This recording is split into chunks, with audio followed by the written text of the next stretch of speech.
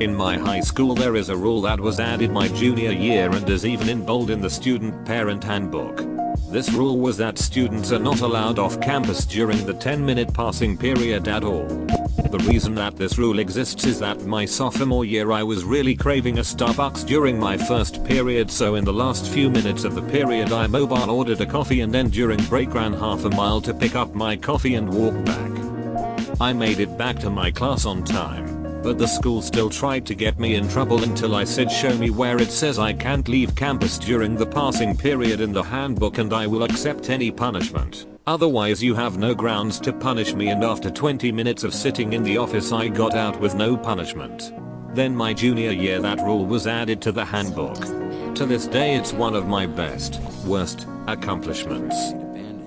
Here is my flex. When I was a kid I got so good at a couple of arcade games that I could play sometimes for a couple of hours on one quarter, or 2 or 3 depending on the game. A lot of most times no one noticed and it never mattered.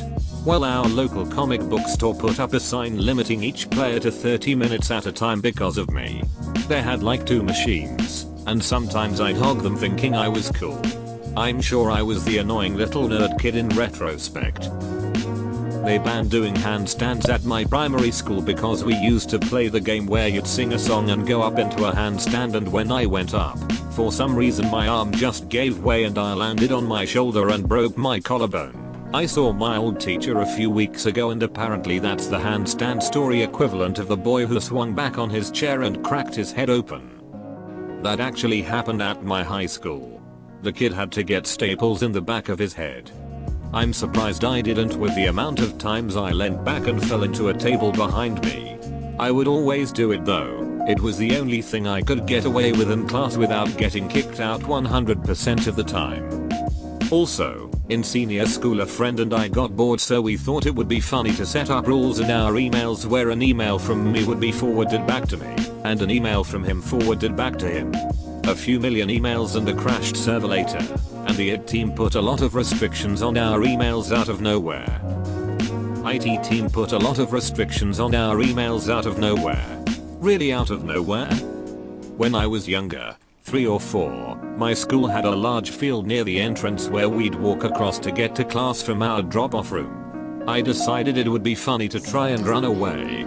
My brother did the same thing a year later in the same year, and that's when they introduced a fun colored rope everyone had to hold on to when going to and from classes.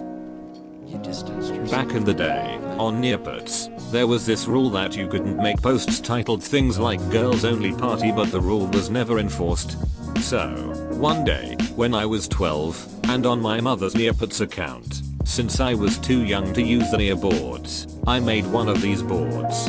And everything was fine for the first 10-15 pages. Everyone was staying within the rules on the rule breaking post, so TNT, the Neopets team, basically the mods and developers and stuff, left us alone. And then, someone decided to up going swimming.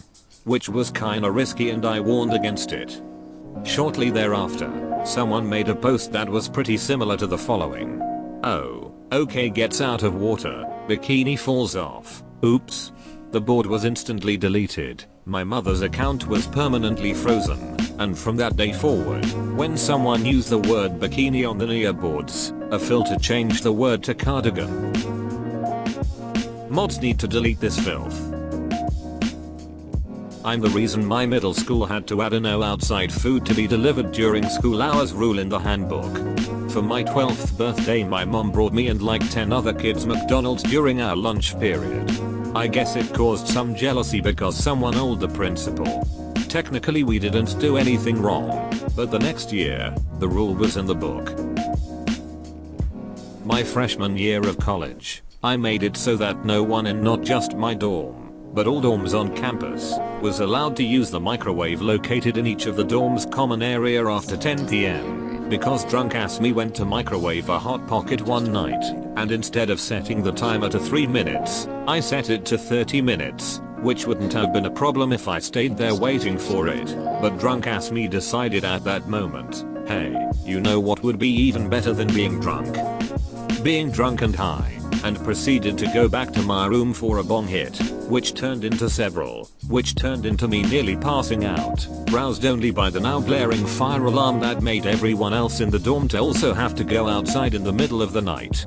Of course, due to the whole where there's smoke, there's fire rule, a couple of fire trucks showed up to the action. Me and everyone that else that lived in this dorm with were all standing outside grumbling about what asshole caused this, some speculating that someone was stupid enough to have pulled a false alarm. At a certain point amongst that grumbling did it dawn on me that I just left that hot pocket in the microwave, and that's when I started worrying that the source of all this 3 AM hubbub could have been me, a deep, abiding shame that was validated when I saw one of the firefighters emerge from the dorm with a charred microwave. I joined in the chorus of incredulousness from the other cohabitants of my dorm, who were shouting pleas of what drunk and dumb fuck burnt up the microwave and whoever did this is gonna get their ass beat, and similar witticisms. I figured at this point, lying was my only way out.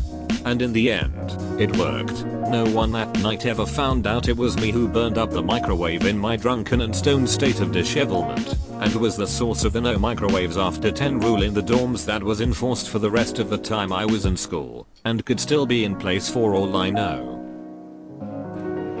Subscribe or else. So it doesn't matter if I'm there or not, right?